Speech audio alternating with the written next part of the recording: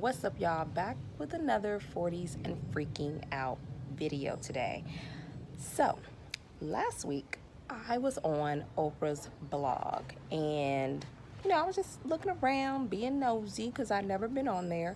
I ran across this article titled 20 things that you should have mastered by the age of 40. Now, I was curious to see what was on the list, but also was a bit concerned because I'm like, 20 things that I should have mastered. I need to focus to see if there are 3 things that I've mastered by the age of 40. We're going to go through this list, and for the sake of time, I'm only going to do 10 things from the list versus the 20. And we're going to start with number 1, and we're just going to kind of go through this together because she's not talking about just me. She's talking about y'all too. You said by 40, these are things y'all should have mastered. So let's take a look. Number 1. So the first item on this list is how to delegate. So apparently by 40, you should have learned how to delegate, and I have to agree with this. I feel like we, especially women, we have a difficult time with this in the workplace, because a lot of times you have people who don't want to take you seriously because you're in a position of authority. And I encountered this while I was in the military. I dealt with the same thing with there being certain people who did not want to follow my directions or follow my orders, because I was a petty officer, not follow my orders because I was a woman. So I literally took leadership classes because I had to learn how to delegate. And those tips and the things that I learned came in handy throughout my life once I got out of the military. So delegating, I would have to agree, is something that we all should have mastered by now. Now, have I mastered delegation? I want to say anybody can tell somebody what to do, but it takes a special kind of person to be able to be a leader and to do it with grace and with kindness and with empathy. I know a lot of times you have people, especially in business, they want to drop the hammer, but I've learned, and from what I've seen, when it comes to delegating and providing leadership for other people, it's best when it's done with grace. I think I'm doing pretty good in that department. I run a business. I have people that work for me. I would say that I am probably doing okay. I haven't quite mastered it because I feel like there are still some things that I can learn, but this is definitely one that I have to agree with. Yes, Oprah, yes. Women, we have to learn to delegate. Hopefully it's before 40, but definitely by 40. Number 2 on the list, how to comfort someone. I have to say, y'all, like, I'm failing miserably. I feel miserably at this part. I don't know if it's just my personality type. I have tons of compassion and tons of empathy, but the idea of having to comfort somebody makes my armpits sweat. Like, it makes me nervous. I'm the type of person, I always want to be authentic and genuine, and so I hate saying the same kind of cliche things that everybody says when someone is hurting. And don't let there be tears. Like, it's a wrap. Like, get me out of there. I don't know why. Like, tears just make me so uncomfortable. Having a child has softened me up a little bit, because it's not that I did not empathize with someone who was sad or hurt or down. It's just I didn't know how to deal with it. A lot of times you have to handle things with kitten gloves, and I just didn't know how to do that. Like, I was very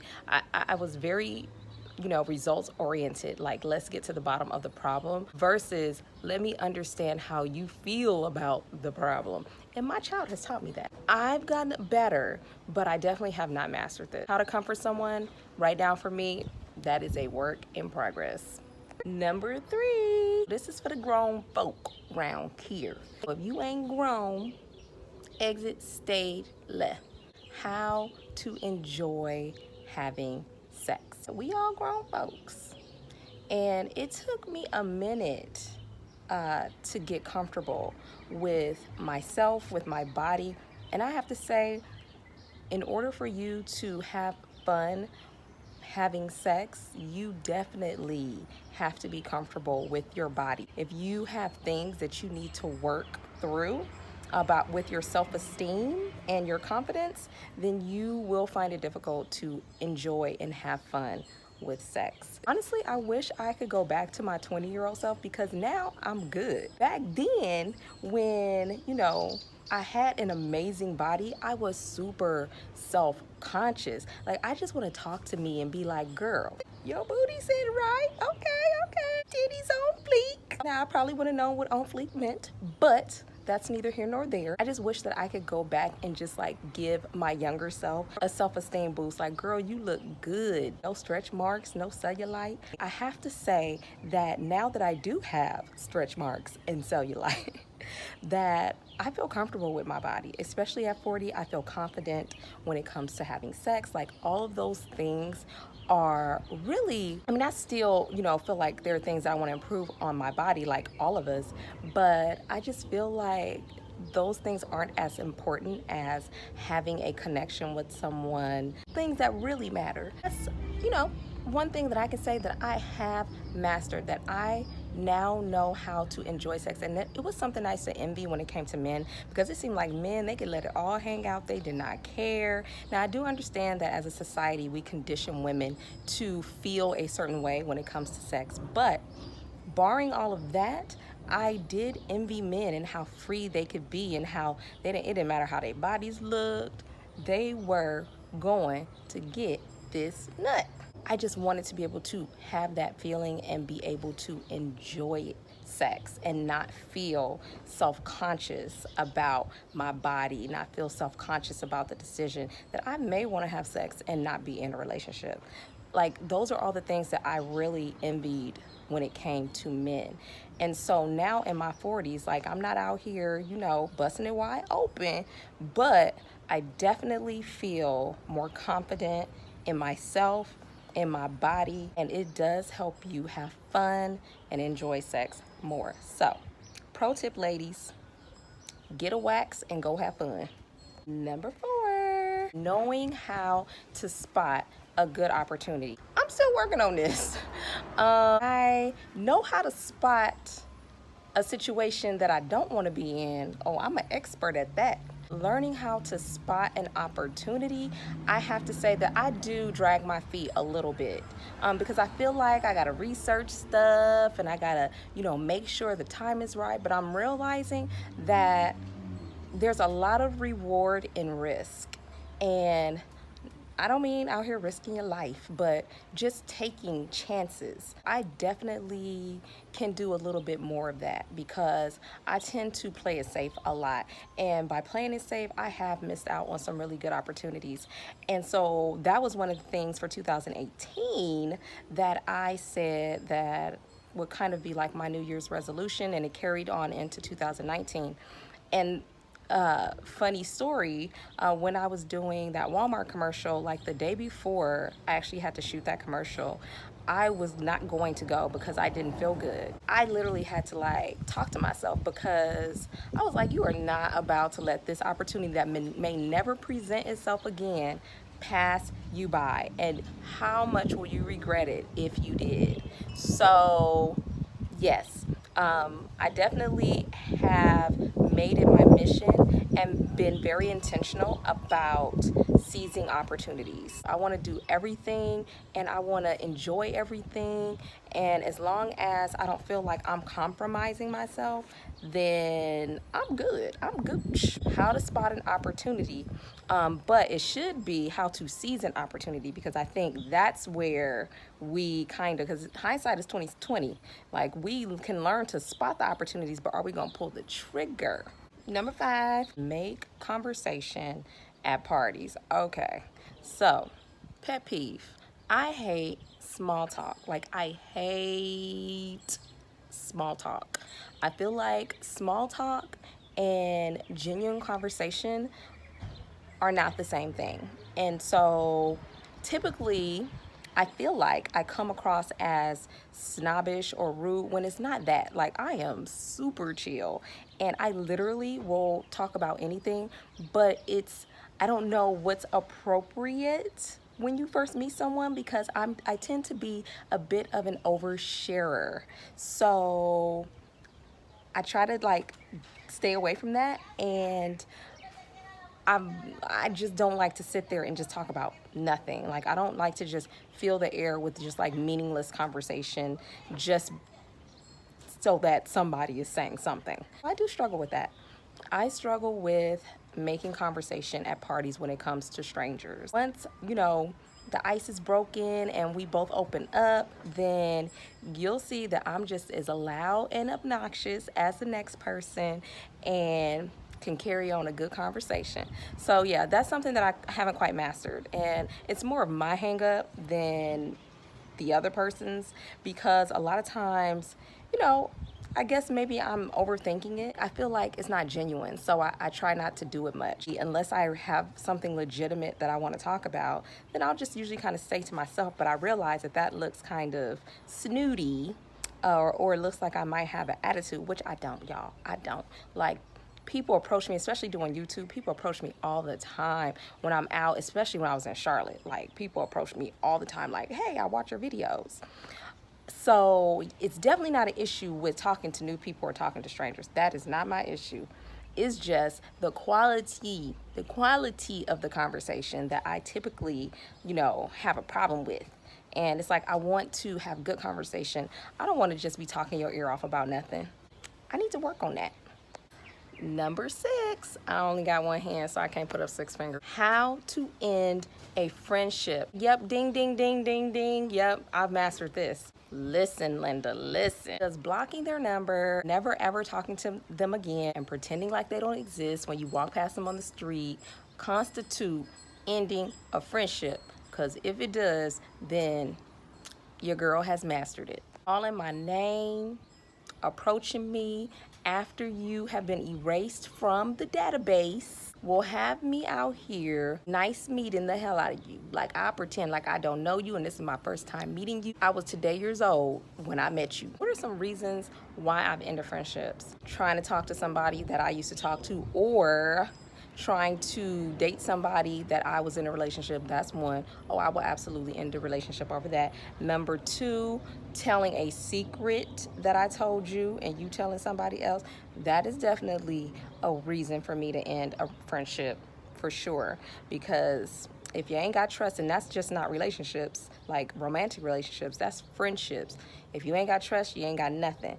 I'm gonna put an Easter egg here because I have a story time that I don't want to put in this video.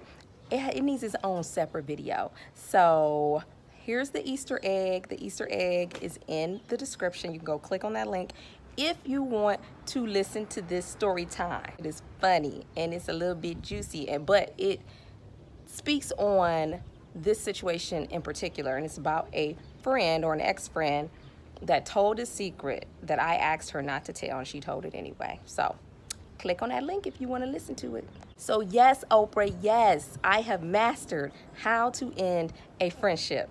Thank you, girl. Okay, so I'm a huge dick for this, because if I know how to end a friendship, I should also know how to cultivate one, right? Right? How to stay in touch. You should have mastered how to stay in touch with people that you actually want to stay in touch with. I am that friend that I can go months without talking to you, but when we finally link up, it's like we never took a break. But I need to get better with keeping in touch with my friends, because I have some really good friends, people that I met in the military that I literally talk to like once a year. And I really want to keep in touch and, grow the friendship and enjoy the friendship a lot more. But yeah, I'm guilty. I'm that person that will call you 7 months later and be like, hey girl, what's up, what you been up to? Yeah, I gotta do better. I gotta do better. So no, I have not mastered that one. Number 8, how not to sweat the small stuff. Girl, I'm OCD. I have mastered how to sweat the small stuff. And I mean, I am an expert. But I do realize that a lot of this is the reason why I have anxiety. So I'm working on this. This is a slow process. This is like a day by day process, because I'm also a perfectionist and I like things to be done correctly. And so I tend to sweat the very small details, which it's not necessary when it comes to everything in life. It's, you know, it's not that serious. That is something that I indeed need to work on, how not to literally worry about things that don't require worry. Sometimes you just got to be carefree and just live your life. It's not necessary to be out here, you know, stroking out over minor details. So yes, I definitely need to work on that. Number 9, how not to embarrass yourself. I've probably been doing that for the last few minutes. Good job. I don't know why this is on the list, because I feel like that's just a part of life. I do have those moments where I literally have a flashback to a situation and I'm like, fuck, I can't believe that happened to me. Why did I put myself in this position? Yes, I definitely have those moments. And it's usually after I've been OCD about something and everything did not go off without a hitch, and I end up embarrassing myself, or what I perceive as embarrassing. Other people may not even care. They probably like, whatever. But I'm over here concerned because I gotta have things go the way that I plan, and when they don't, sometimes they can be embarrassing. Number 10, how to make new friends. Okay, so I don't have a problem with this. I feel like I've mastered this. I am your girl who will go to a networking event and connect with some folks. I've even done that here on social media, like even with my YouTube channel, even on Instagram. Like I literally have met up with people that I have befriended on social media, and we've gone to lunch, we've gone out to have coffee, we've gone out to have dinner. So I'm definitely, you know, I think I've mastered how to make new friends. I am not the chick that feels like is no new friend. Now, whether or not those relationships turn into lifelong friendships is another story, but everybody should be open to at least making friends and open to the possibility of new friendships. Like if you're out here, then I feel like you're doing yourself a disservice, because there are some really great people out here. There's some really cool people who are not out to hurt you, who are not out to, you know, disrupt your life. They literally will add to your life, and you can add to their life. That was 10, and as I suspected, I have not mastered much. I know I haven't mastered 20 things. I've at least mastered like 5 things. So I'm happy with that, but I'm gonna keep failing forward. What things have y'all mastered at 40? Have you mastered things that were on the list that I haven't mastered? Have you mastered some of the same things? I'm curious, because I don't want to be out here feeling like I'm the only one that's remedial. Like everybody else out here got 15, 16, 17 things that they mastered, and I'm up here with my struggle 5. Let me know down in the comment section. Till the next time, I'll holla at y'all. Peace.